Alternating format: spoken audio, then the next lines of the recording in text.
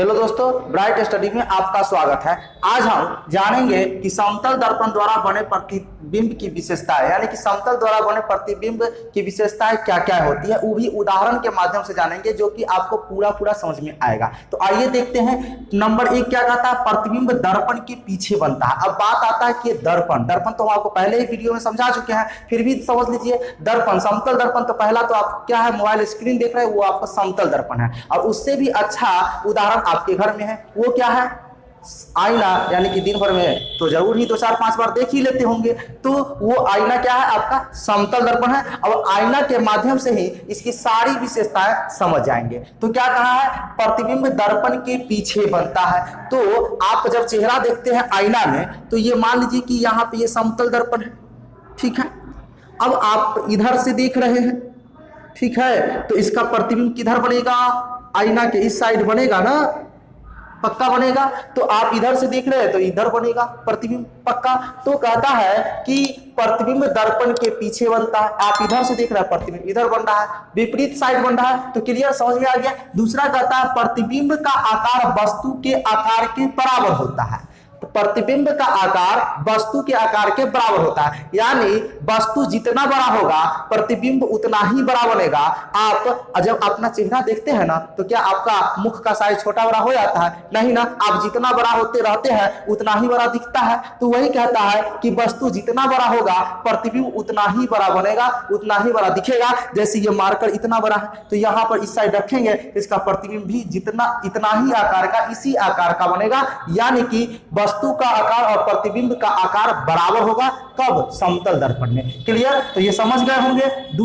तीसरा कहता है कि प्रतिबिंब वस्तु की अपेक्षा सीधा बनता है। प्रतिबिंब जो है वस्तु की अपेक्षा सीधा बनता है। मान लीजिए ये व्यक्ति है, ठीक है, इसके पैर हाथ हो गए, ठीक है, पैर हाथ, तो इधर भी पैर हाथ रहेगा निश्चित तौर पे। ये जिस आकार का है उसी, यानी कि इसका सर ऊपर है, तो इसमें भी सर ऊपर, इसमें भी सर ऊपर, पैर नीचे ही रहेगा, कोई उल्टा नहीं होगा। यानी कि कहने का मतलब प्रतिबिंब वस्तु की अपेक्षा सीधा बनता है। जैसे यहाँ पे ये मार्कर है, आप यहाँ पे ऐसे खड़ा कर दिए तो इसमें भी ऐसे ही दिखाई देगा, यानी खड़ा है तो खड़ा ही दिखाई देगा, उल्टा नहीं दिखाई देगा, ठीक है। तो क्या होगा? प्रतिबिंब वस्तु की अपेक्षा सीधा बनता है। क्लियर है ये पॉइंट? अगला कहता है 4 नंबर कि प्रतिबिंब पार्श्विक रूप से उल्टा होता है, यानी कि उदग्र रूप से सीधा होता है। जैसे ये खड़ा है तो ये सीधा होता है, लेकिन पार्श्विक रूप से उल्टा। अब पार्श्विक रूप क्या होता है? तो उल्टा हो जाता है। मतलब आप देख रहे हैं, ये मेरा क्या है, दाहिना हाथ है, ये बायां हाथ है। लेकिन जब यही प्रतिबिंब आईना में बनेगा, आप आईना में देख सकते हैं, देखेंगे तो आपको पता चलेगा कि जो दाहिना हाथ है उसमें बायां हो गया है, और ये बायां हाथ है वो दाहिना हो गया है, ठीक है। उसी तरह से ये मार्कर है ना, तो आपको इधर अभी दाहिना साइड है, और प्रतिबिंब में कैसा लगेगा? राइट, लेफ्ट साइड लगेगा, उल्टा होगा। जब उसके माध्यम से देखेंगे, कैसे? जैसे कि ये इधर है, ठीक है। मान लीजिए कि हम आईना की ओर इधर देखते हैं, तो ये मेरा दाहिना हाथ है, और उसमें कैसे रहेगा? उधर से इधर देख रहा है, तो उसके लिए क्या होगा? ये बायां हो जाएगा। यानी कि पार्श्विक रूप कहे तो साइड के हिसाब से वो उल्टा हो जाता है। समझ गए? यानी कि पार्श्विक रूप से वो उल्टा हो जाएगा। आप आईना में देखेंगे, आपको पूरी तरह से समझ में आ जाएगा। तो दायां हाथ बायां हो जाएगा, बायां हाथ दायां दिखेगा, है ना, प्रतिबिंब में। तो पार्श्विक रूप से क्या होगा? उल्टा हो जाएगा। यानी कि प्रतिबिंब पार्श्विक रूप से उल्टा होता है, लेकिन इस प्रकार से सीधा होगा। क्लियर? उल्टा कब होगा? पार्श्विक रूप से। पार्श्विक रूप समझ गए? चलिए नेक्स्ट हमारा है 5 नंबर। क्या कहता है? प्रतिबिंब आभासी होता है, अतः इसे पर्दे पर प्राप्त नहीं किया जा सकता। प्रतिबिंब आभासी होता है, मतलब आप जो है सो आईना में दिख रहा है, आपका प्रतिबिंब दिख रहा है, तो वो प्रतिबिंब कैसा है? आभासी है, वास्तविक नहीं है। क्यों नहीं है? क्योंकि आईना के पीछे क्या आपका कोई हमशक्ल खड़ा रहता है? वास्तव में नहीं ना, वो दिखता है लेकिन होता नहीं है। तो ये क्या है? आभासी हो गया, वास्तविक नहीं हो गया, आभासी होगा। कैसा प्रतिबिंब होगा? आभासी होगा। तो समतल दर्पण द्वारा बना प्रतिबिंब क्या होता है? आभासी होता है, अतः इसे पर्दे पर प्राप्त नहीं किया जा सकता। जब आभासी होगा तो उसे पर्दे पर प्राप्त नहीं किया जाएगा। ये बात हम पहले भी आपको बता चुके हैं। साथ ही यह भी बताए थे कि आभासी प्रतिबिंब को अगर दिखाना हो तो कैसी रेखा से दिखाते हैं? तो खंडित रेखाओं द्वारा दिखाते हैं। क्लियर? तो प्रतिबिंब कैसा होता है? आभासी, और इसीलिए इसको पर्दे पर प्राप्त नहीं किया जा सकता। अगला है विशेषताएं कि प्रतिबिंब दर्पण से उतना ही पीछे बनता है जितना वस्तु दर्पण से आगे रहता है। कहता है कि प्रतिबिंब दर्पण से उतना ही पीछे बनता है जितना दर्पण से आगे रहता है। मान लीजिए कि ये व्यक्ति या कोई वस्तु दर्पण से 1 मीटर की दूरी पर है इधर, तो इसका प्रतिबिंब भी दर्पण के पीछे 1 मीटर की दूरी पर ही बनेगा। क्लियर? दर्पण के आगे जितना दूर, अगर 2 मीटर पर है तो प्रतिबिंब भी 2 मीटर की दूरी पर बनेगा दर्पण के पीछे। क्लियर? ये पॉइंट स्पष्ट है। अब देखिए अंतिम है 7वां विशेषता है कि प्रतिबिंब की दूरी वस्तु की दूरी के बराबर होता है।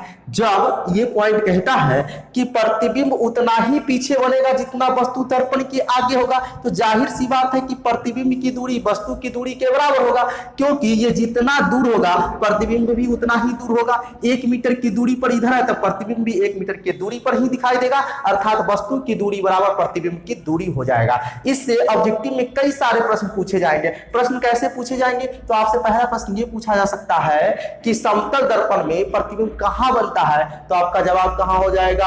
दर्पण के पीछे। कहां बनता है? दर्पण के पीछे।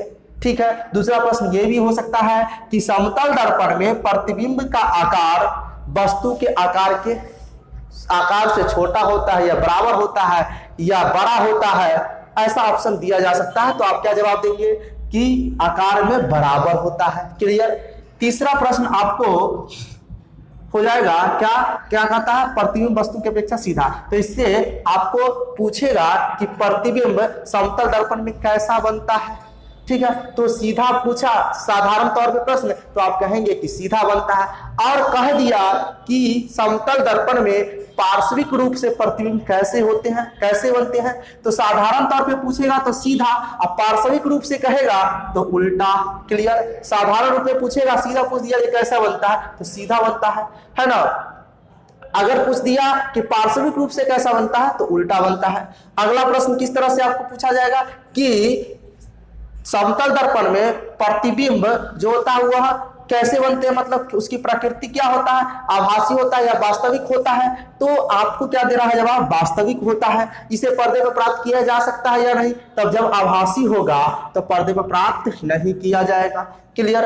अगला प्रश्न आपसे बन सकता है कि समतल दर्पण में वस्तु दूरी और प्रतिबिंब दूरी बराबर होते हैं या नहीं? तो बराबर होते हैं, ये आपको पता ही है। तो इस तरह से आपके प्रश्न पूछे जाएंगे। उम्मीद है कि समतल दर्पण द्वारा बने प्रतिबिंब की विशेषताएं आपको समझ में आ गया होगा। फिर भी कोई कंफ्यूजन है तो आप कमेंट बॉक्स में लिख सकते हैं। मिलते हैं नेक्स्ट वीडियो में, तब तक के लिए धन्यवाद। जय हिंद, वंदे मातरम।